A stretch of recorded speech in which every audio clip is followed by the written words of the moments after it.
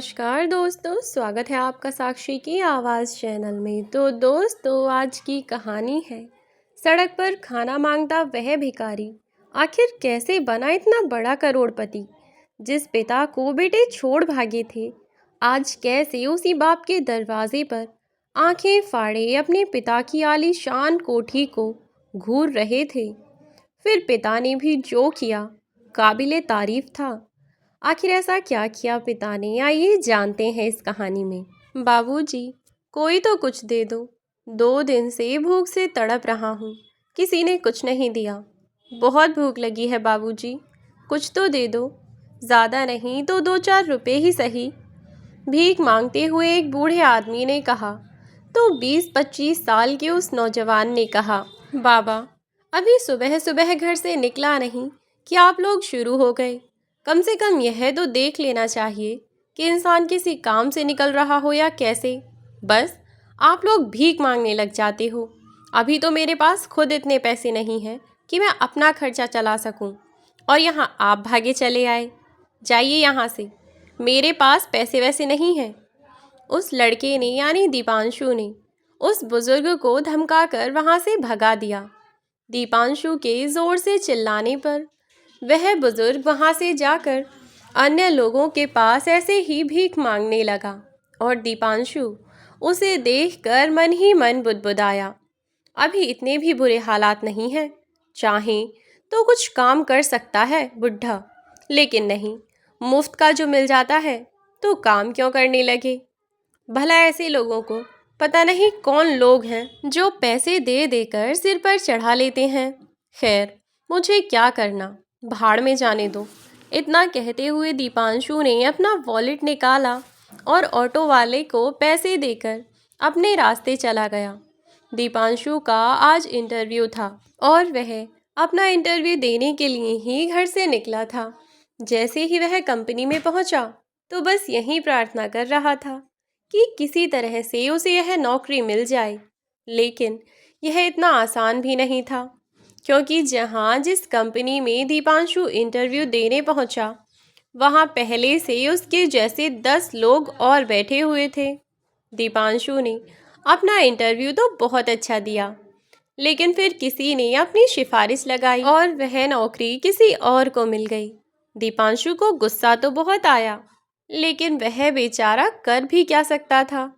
मन महसूस कर बस रह गया और उस कंपनी से बाहर निकल आया।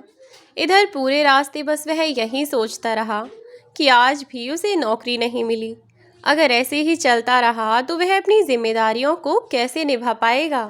और अब तो उसके पास सेविंग्स भी ज़्यादा नहीं बची थी और उसके पास दुनिया भर की जिम्मेदारी थी। पूरे रास्ते वह सोच में डूबा हुआ था और ऐसे ही अपने स्टॉप पर उतर गया।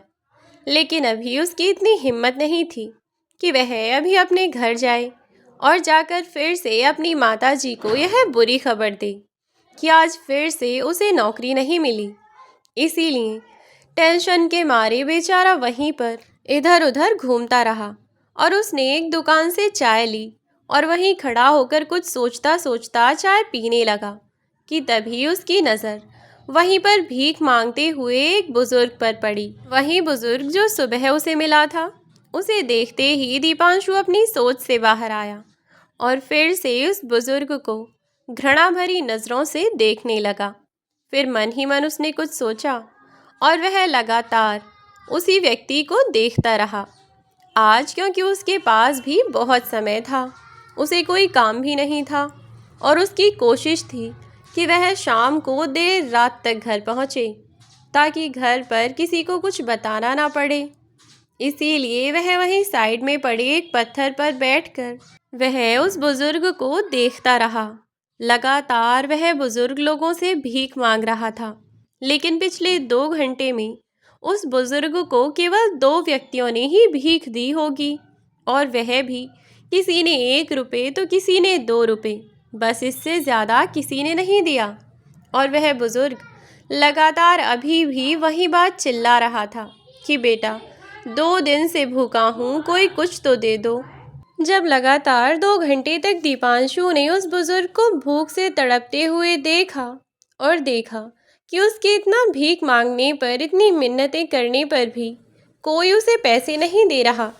तो दीपांशु की घृणा दया में बदल गई और अब वह करुणा भरी दृष्टि से बस इस बुजुर्ग को देखे जा रहा था। शायद भूख के कारण उस बुजुर्ग के पेट में दर्द हो रहा था, क्योंकि वह बार बार अपना पेट पकड़कर साइड में वहीं फुटपाथ पर जाकर बैठ जाता। फिर जब कोई आता तो हिम्मत करता और उठकर उससे मदद की गुहार लगाता। लेकिन लाखों की भीड़ भरी इस दुनिया में लोगों को अपने आप से ही फुर्सत नहीं है, तो कोई भला किसी की मदद क्यों करने लगा। दीपांशु ने भी तो सुबह यही किया था, बस ऐसे ही लोगों को अब वह देख रहा था तो उसे उस बुजुर्ग पर तरस आ रहा था। भूख से तड़पने के कारण ना चाहते हुए भी उस बुजुर्ग की आंखों से आंसू आ रहे थे, जिन्हें वह बार बार अपनी उस गंदी मैली सी शर्ट से पोंछ रहा था। लेकिन जब भी वह किसी से यह कहता कि 2 दिन से भूखा हूँ बेटा, कुछ खाने को दे दो, तो उसकी आंखों के कोर अपने आप भीग जाते। जब दीपांशु ने उस बुजुर्ग को इतना गौर से देखा तो उसे उस बुजुर्ग पर तरस आने लगा और अब उसे अपनी परेशानी और अपनी मुसीबत बहुत छोटी लगने लगी। दीपांशु ने अपना बैग लिया और उस बुजुर्ग के पास पहुंचा। दीपांशु को देखते ही वह बुजुर्ग शर्म से अपनी नजरें चुराने लगा। तो दीपांशु बोला, अरे बाबा, आप इतना घबराए से क्यों लग रहे हैं? मैं आपसे कुछ नहीं कह रहा, आप निश्चिंत रहिए। आपको भूख लगी है ना, तो आप एक काम कीजिए। मैं आपको पैसे तो नहीं दूंगा, पर हाँ, मैं आपको खाना ज़रूर दे सकता हूँ। दीपांशु की यह बात सुनकर उस बुजुर्ग व्यक्ति की आंखों में चमक आ गई। वह व्यक्ति अपने पेट से हाथ हटाकर दीपांशु के आगे हाथ जोड़कर अपने दोनों हाथ फैलाने लगा और बोला, बेटा, मुझे पैसों की ज़रूरत नहीं है, मुझे खाने की ही ज़रूरत है। तुम मुझे खाना दे दो, तुम्हारी बहुत मेहरबानी होगी। इस पर दीपांशु ने अपने बैग में से अपना लंच बॉक्स निकाला और उस बुजुर्ग की ओर बढ़ा दिया। तो वह बुजुर्ग व्यक्ति उस लंच बॉक्स की ओर देखकर सोच में पड़ गया और फिर एक नज़र अपने हाथों की ओर देखा और एक नज़र उस लंच बॉक्स की ओर। फिर उसने दीपांशु से कहा कि बेटा, 2 मिनट रुको, मैं अभी कोई पिन्नी लेकर आता हूँ, फिर तुम उसमें खाना पलट देना। उस बुजुर्ग की बात सुनकर दीपांशु ने भी गर्दन हिला दी, पर फिर कुछ सोचकर बोला, अरे बाबा, कोई बात नहीं, आप इसी में खा लीजिए और अगर आप चाहें तो आप ही यह लंच बॉक्स रख लीजिए। मेरे पास दूसरा है, मैं उसमें अपने लिए खाना ले आऊँगा। इस पर वह बुजुर्ग दीपांशु की ओर देखने लगा और बोला, बेटा, यह तो बहुत महंगा होगा, तुम रहने दो, मैं कुछ देखता हूँ। या फिर तुम एक काम करो, मेरे हाथ में ही खाना निकाल कर रखते रहो, मैं ऐसे ही खा लूँगा। तो दीपांशु बोला, पर बाबा, मैं कैसे आपके हाथ में खाना निकाल कर रखूँ और आप कैसे खाएंगे? आप एक काम कीजिए, आप इसी में खा लीजिए, कोई परेशानी नहीं है, घबराइए मत आप। दीपांशु ने यह कहते हुए अपना लंच बॉक्स उनकी तरफ बढ़ाया। तो उस बुजुर्ग आदमी ने वह लंच बॉक्स ले लिया और मुस्कुराते हुए दीपांशु का धन्यवाद किया। फिर दीपांशु ने उस आदमी से कहा, बाबा, अगर बुरा ना मानो तो क्या आप मुझे एक बात बता सकते हो कि आप यह काम कितने समय से कर रहे हो? मेरा मतलब है कि कोई मजबूरियाँ, कुछ वजह थी या फिर। उसकी यह बात सुनकर खाना खाता हुआ वह बुजुर्ग रुक गया। तो दीपांशु बोला, अच्छा, माफ़ कीजिए अगर आपको बुरा लगा हो तो, मेरा वह मतलब नहीं था। आप खाना खा लीजिए आराम से, मैं तो ऐसे ही खाली बैठा था तो सोचा कि आपसे ही बातें कर लूँ, बस इसीलिए पूछ लिया, और कुछ नहीं। आप आराम से खाना खाइए। तो वह बुजुर्ग फिर से खाना खाने लगा। जल्दी ही उस बुजुर्ग ने वह खाना ख़त्म कर लिया।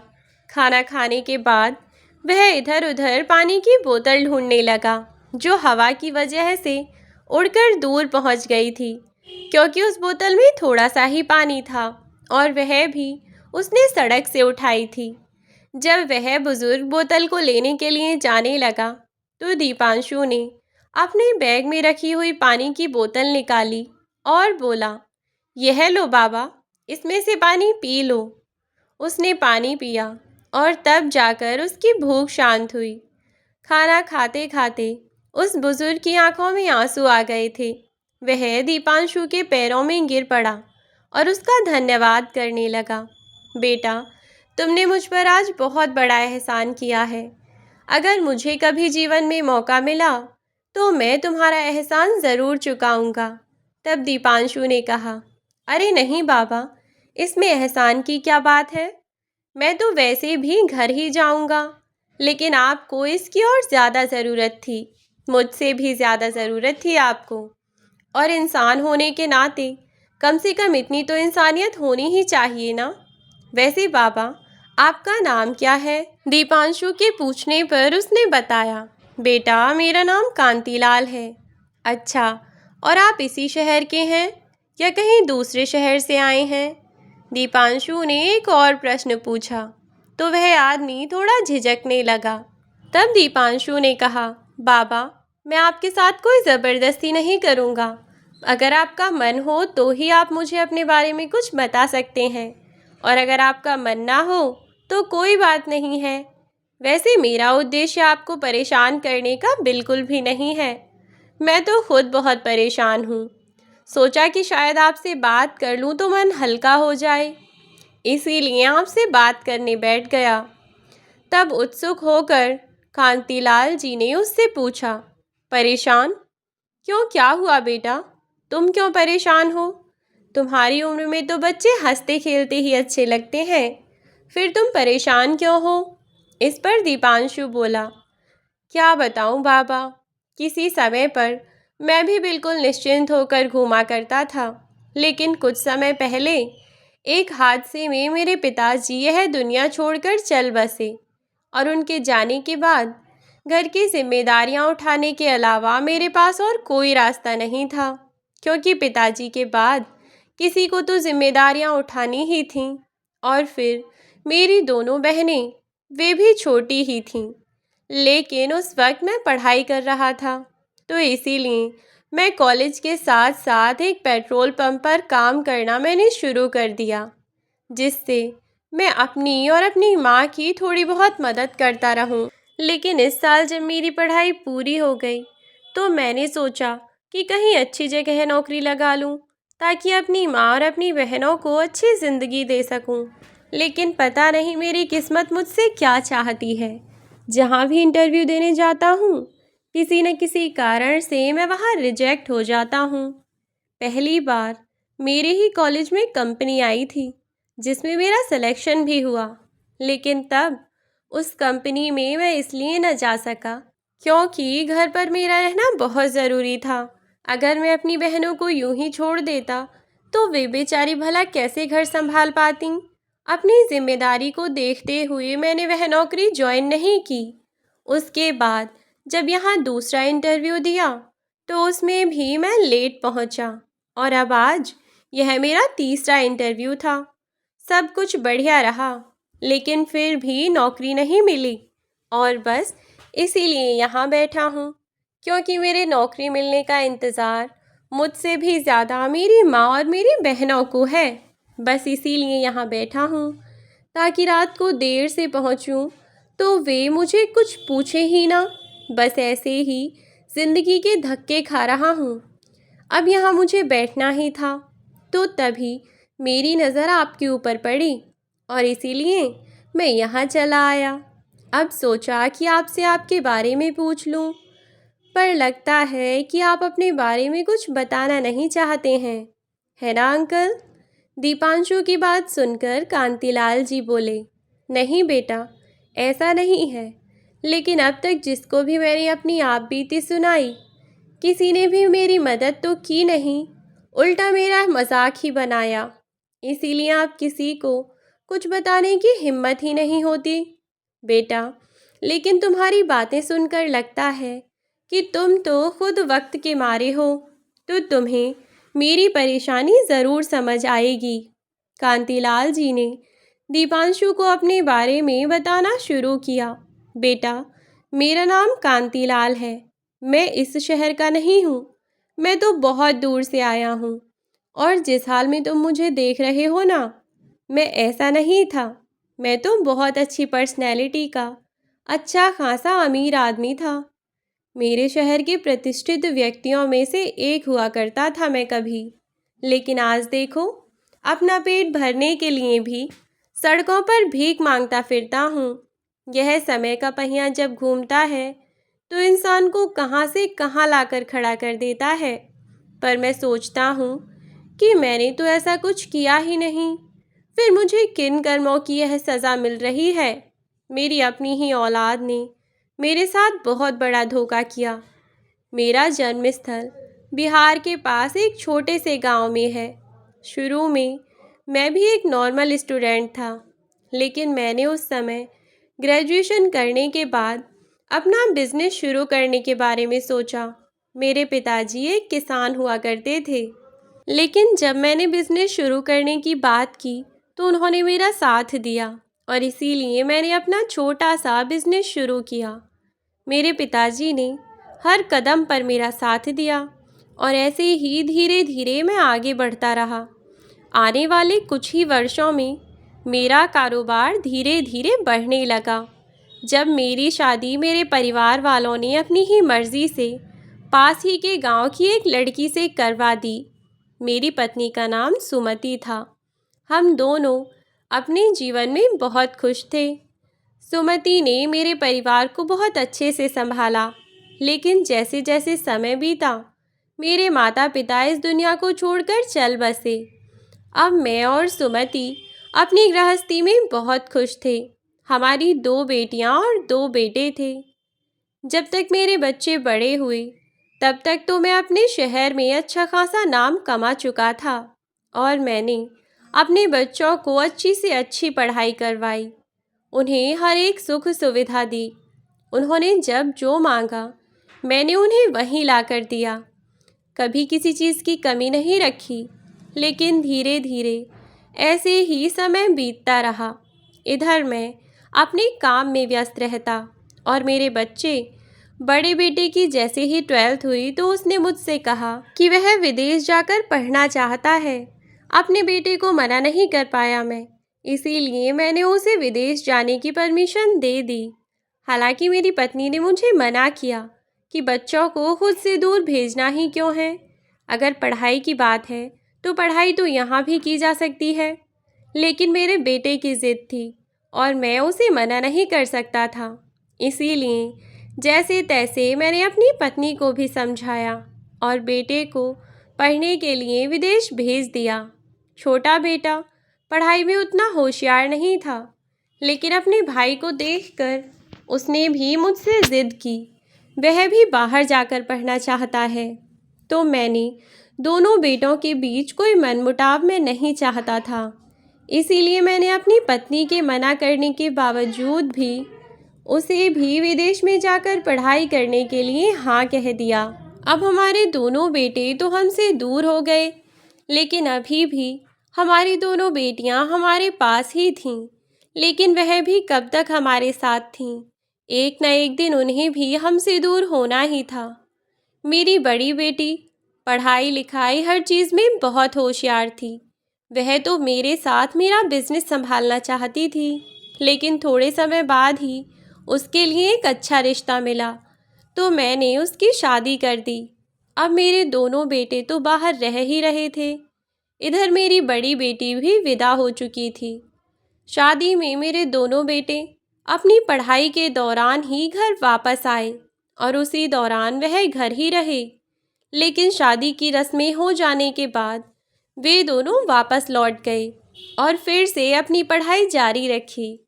इधर अब मेरी एक ही बेटी घर पर रह गई थी, लेकिन उसके होते हमें किसी चीज़ की कमी भी महसूस नहीं हुई। अभी तक हमारी ज़िंदगी बहुत अच्छे से चल रही थी। समय के साथ साथ मेरे बड़े बेटे की पढ़ाई पूरी हो गई और उसने वहीं विदेश में ही एक अच्छी कंपनी में अपने लिए नौकरी भी ढूंढ ली और वह वहीं काम करने लगा। हमारी ज़िंदगी बहुत सुचारू रूप से चल रही थी कि एक दिन मेरे पास फ़ोन आया कि मेरी फैक्ट्री में आग लग गई है। जैसे ही मेरे पास फ़ोन आया वैसे ही तुरंत मैं फैक्ट्री पहुंच गया। वहां जाकर मैंने देखा तो मुझे पता चला कि फैक्ट्री में वर्कर तो ज़्यादा नहीं थे, लेकिन फिर भी कुछ वर्कर्स को चोट आई है। कुछ वर्कर्स आग में झुलस गए थे और अभी उन्हें अस्पताल ले जाया गया है। जैसे ही मुझे वर्कर्स के बारे में पता चला तो मैं तुरंत ही अस्पताल पहुंचा। जाकर देखा तो किसी को गंभीर चोट तो नहीं आई थी, लेकिन फिर भी उन सब के इलाज की जिम्मेदारी मैंने अपने कंधों पर उठा ली और आखिरकार यह मेरी जिम्मेदारी भी तो थी। जब वे लोग मेरी कंपनी में दिन रात काम करते थे तो उनके अच्छे बुरे समय में उनका साथ देना मेरा फ़र्ज़ बनता था, तो इसीलिए मैंने उनका साथ दिया। लेकिन इधर इस हादसे से मेरी कंपनी को बहुत बड़ा नुकसान हुआ था, जिसकी भरपाई करने के लिए मैंने बैंक में एप्लीकेशन भेजी। लेकिन पहले से ही एक लोन होने के कारण मेरा लोन अप्रूव नहीं हुआ और उस समय जब मेरी फैक्ट्री में आग लगी थी तो उस वक्त वहाँ एक बहुत बड़ा ऑर्डर तैयार किया जा रहा था, जिसकी पेमेंट भी मेरे पास आ चुकी थी। इस वजह से मुझे बहुत बुरी तरह से इस लॉस ने तोड़ कर रख दिया था। इधर वह क्लाइंट जिसके पैसे पहले से मेरे पास आ चुके थे, उसने मेरा सिर खा लिया, क्योंकि उसे इस बात से कोई मतलब नहीं था कि मैं क्या कर रहा हूँ, कैसे कर रहा हूँ। उसे बस अपना सामान चाहिए था या फिर अपने पैसे। मैंने जैसे तैसे करके उस क्लाइंट को उसकी पेमेंट देने का जुगाड़ किया, लेकिन अभी भी मेरे सिर पर बैंक का लोन और अपनी कंपनी के उन लॉसेस को भरने के लिए मुझे कुछ रकम की ज़रूरत थी, जिससे मैं अपना बाकी का कर्ज निपटा सकूं। इधर इस दौरान जब मैं इन मुसीबत से जूझ ही रहा था कि मुझे मेरी पत्नी ने फ़ोन करके तुरंत ही घर पहुंचने को कहा। मैं जैसे ही घर पहुंचा तो देखा कि मेरी छोटी बेटी एक लड़के के साथ गले में हार डालकर बैठी हुई थी। मैं सवालिया नज़रों से उनकी ओर देखता हुआ घर के अंदर दाखिल हुआ तो सुमति ने मुझे बताया कि उसने अपनी मर्ज़ी से शादी कर ली है और अब वह इस लड़के को अपने मम्मी पापा से मिलवाने के लिए उनके पास लेकर आई है, क्योंकि वह लड़का अपने ससुर जी यानी कांतिलाल जी से मिलना चाहता था। तो इसीलिए उनकी बेटी अपने पति को अपने पिता से मिलवाने के लिए लाई थी, लेकिन कांतिलाल जी ने बिना उनकी कोई बात सुने दोनों को गुस्से में घर से निकाल दिया और अपनी बेटी को कहा कि तूने जो भी सोचकर यह कदम उठाया है, अब तू अपनी गलती का भुगतान भी खुद ही कर। मैं तुझसे कभी कोई मतलब नहीं रखना चाहता। एक तो अपने बिजनेस में हुए इतने बड़े घाटे के बाद वह वैसे ही टूट चुके थे, ऊपर से उनकी बेटी का उठाया यह कदम उनके लिए बहुत दुखदाई था। इन सब के कारण वह वैसे ही बहुत परेशान थे। इन सब मुसीबतों से लड़ने के लिए मैं अपने आप को तैयार कर ही रहा था और मैं अपने कुछ बिजनेस पार्टनर से इसमें मैंने हेल्प लेना शुरू किया, लेकिन उस बुरे समय में किसी ने मेरा साथ नहीं दिया। अब मुझे केवल अपने बेटों से उम्मीदें थीं, जो कि विदेश में पढ़ाई कर रहे थे। छोटा बेटा बेशक अभी भी पढ़ाई कर रहा था, लेकिन बड़ा बेटा वह पिछले 1.5 साल से विदेश में नौकरी कर रहा था। इसीलिए अब मेरी सारी उम्मीदें अपने बड़े बेटे से थीं और छोटा बेटा भी मेरी मदद कर सकता था, क्योंकि पिछले 6 महीने से वह भी किसी कंपनी में इंटर्नशिप पर था। तो बहुत ज़्यादा नहीं, लेकिन कुछ तो मदद कर ही सकता था। इसीलिए जब मैं हर तरफ से उम्मीद खो बैठा था तो अब मैंने अपने बड़े बेटे विकास के पास फ़ोन किया और उसे अपनी मुसीबत के बारे में बताया। सारी बातें सुनने और समझने के बाद विकास बोला, पापा, इतना सब हो गया वहाँ, आपने मुझे बताया क्यों नहीं? बेटा, सब कुछ इतनी जल्दी में हो गया कि मुझे कुछ समझाने का मौका ही नहीं मिला, तो भला मैं तुझे कैसे बता पाता। पर कोई बात नहीं, अब तो तुझे बता दिया है ना। हाँ, तो बताना भी चाहिए पापा। कम से कम यह तो पता होना ही चाहिए कि घर में क्या हो रहा है क्या नहीं। यह सुनकर मैंने कहा, हाँ बेटा, तुम दोनों को तो सब कुछ पता होना ही चाहिए। आखिरकार तुम दोनों के अलावा मेरा है ही कौन। जो कुछ भी है सब तुम्हारे लिए ही तो है। हाँ, सही कहा पापा आपने। और बताइए, विकास ने मुझसे पूछा तो मेरी हिम्मत हुई और मैंने कहा कि बेटा, इस नुकसान की भरपाई के लिए मुझे कुछ पैसों की ज़रूरत है।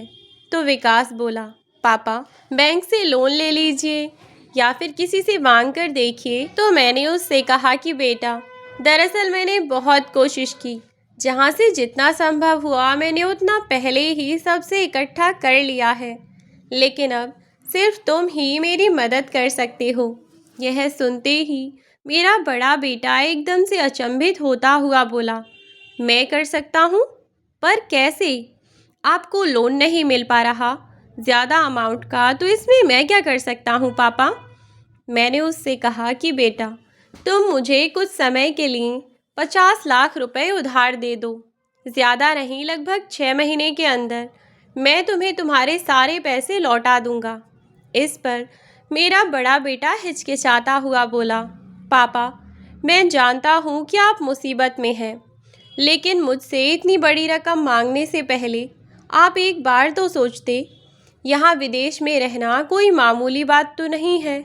अपने खर्चे हैं मेरे, और फिर अभी कुछ समय पहले ही मैंने यहाँ खुद का घर खरीदा है। पहले से ही मैं खुद भी यहाँ कर्ज में डूबा हुआ हूँ। ऐसे में मैं भला आपकी क्या ही मदद कर सकता हूँ। मैंने उससे कई बार कहा तो वह कहने लगा कि चलिए ठीक है, आप फ़ोन पर अब रोने मत लग जाइए प्लीज़। किसी से बात करके देखता हूँ, अगर कुछ हो पाएगा तो आपको कॉल करके बता दूंगा। चलिए रखता हूँ पापा।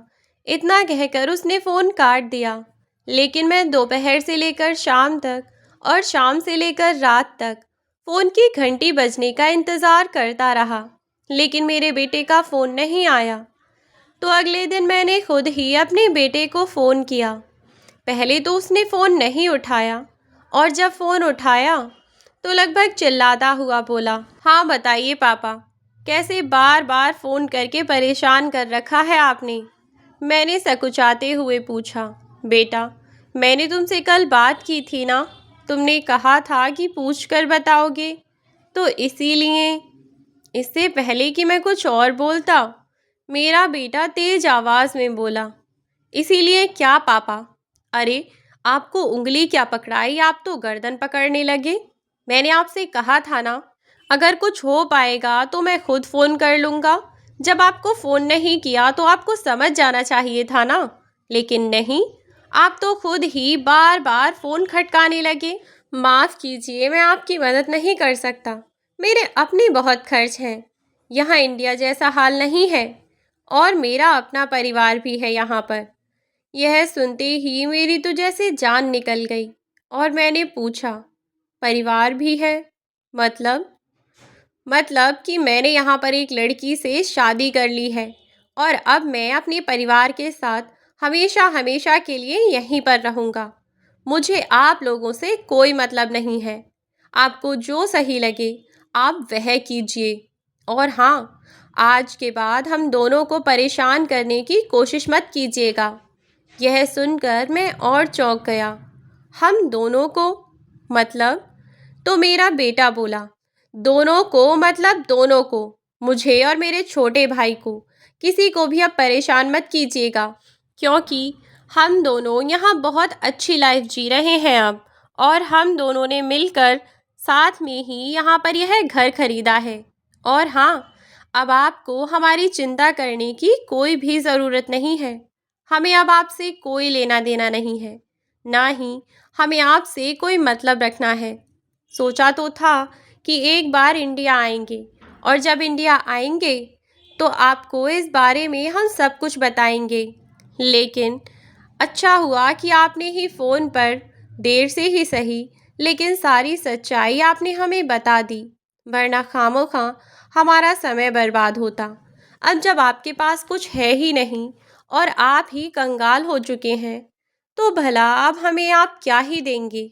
इसीलिए अब हमें आपकी कोई ज़रूरत नहीं है और ना ही अब हमसे आप कोई उम्मीद रखिए और दोबारा यहाँ फ़ोन मत कीजिएगा। लेकिन बेटा, मेरी बात तो सुन। मैं कहता ही रह गया और उधर से फ़ोन कट गया। मेरे बेटे ने मुझे इतनी बातें सुनाई थीं कि दोबारा फ़ोन करने की मेरी हिम्मत ना हुई।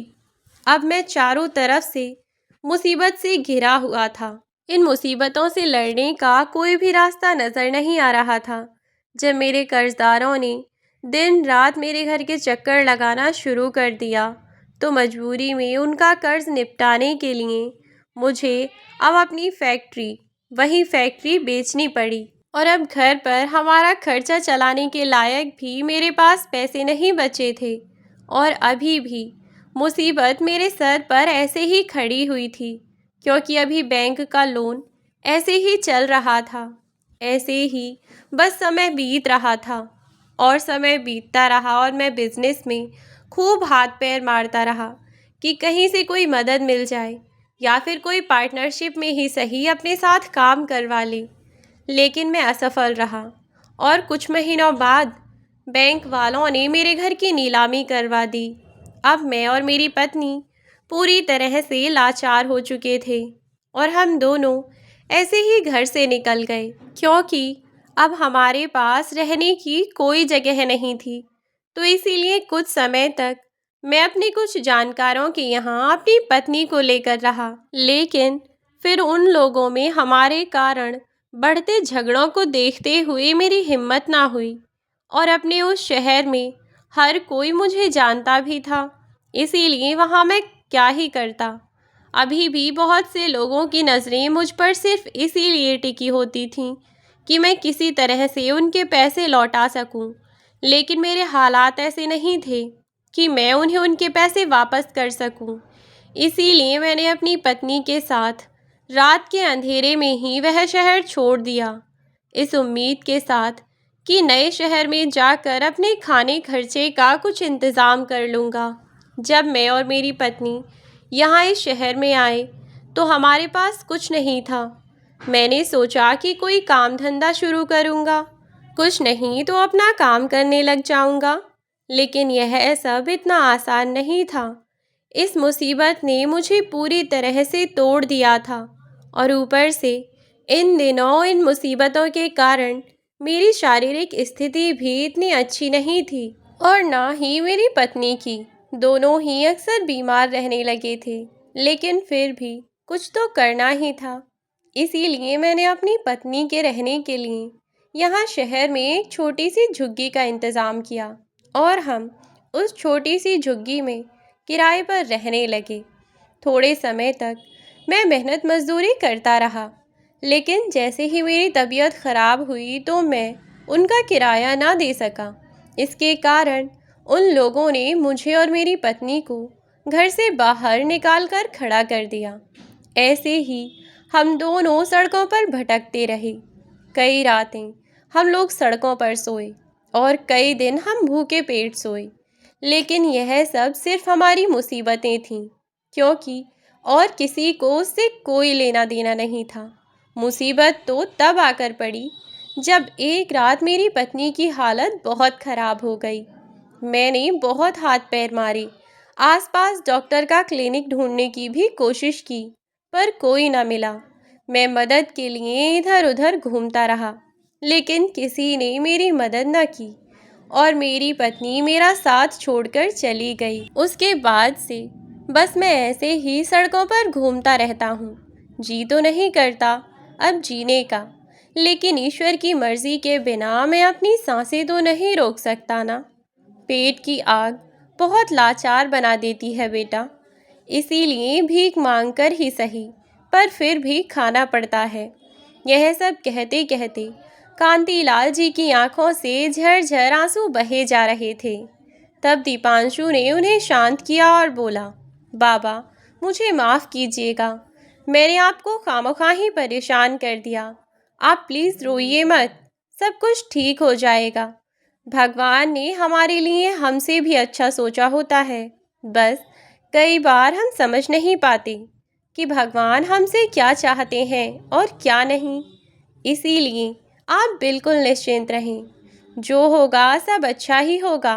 तब कांतीलाल जी बोले, हाँ बेटा, सब अच्छा ही होगा और तुम भी परेशान मत होना। तुमने एक भूखे आदमी को खाना खिलाया है, मेरी प्रार्थना बेकार नहीं होगी। तुम देखना, तुम्हें जल्दी ही बहुत अच्छी नौकरी मिलेगी। तब दीपांशु मुस्कुराने लगा और बोला, चलिए बाबा, अब तक रात बहुत हो गई है बाबा। अब मुझे लगता है कि मुझे चलना चाहिए, वरना मेरी माँ वहाँ मेरा इंतज़ार देखेंगी। अब दीपांशु वहाँ से चला गया। घर जाकर उसने खाना पीना खाया और आराम से सो गया। इसके बाद क्या हुआ है जानने के लिए आपको देखना होगा कहानी का दूसरा भाग, जो कि कल इसी समय तक किसी चैनल पर उपलब्ध करा दिया जाएगा। यह था कहानी का पहला भाग, और कहानी का दूसरा भाग देखने के लिए चैनल पर बने रहें। चैनल पर नए हो तो सब्सक्राइब करना ना भूलें, साथ ही बेल आइकन को प्रेस कर दें ताकि आने वाली वीडियोस की नोटिफिकेशन आपको मिलती रहे। आज के लिए बस इतना ही। अब मिलते हैं कल आपसे कहानी के दूसरे भाग के साथ। तब तक के लिए गुड बाय मेरे प्यारे दोस्तों। अपना ख्याल रखें और सुरक्षित रहें।